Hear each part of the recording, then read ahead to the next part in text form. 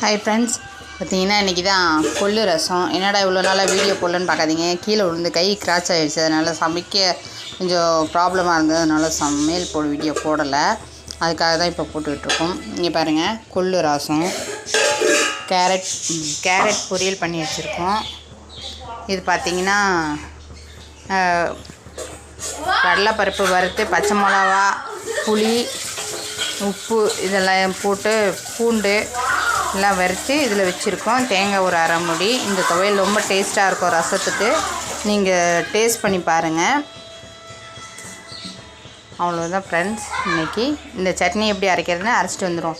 இதில் பாருங்கள், கடலைப்பருப்பு வறுத்துக்கிறோம், பச்சை மிளகா, கொஞ்சம் இஞ்சி, கொஞ்சோண்டு இஞ்சி, இந்த இவ்வளோ பெரிய துண்டு இஞ்சி, கொஞ்சம் இவ்வளோ கடலைப்பருப்பு, ஒரு 5-6 பச்சை மிளகா எல்லாம் போட்டிருக்கோம். கொஞ்சம் இது பாருங்கள், சோடு புளி, அவ்வளோதான்.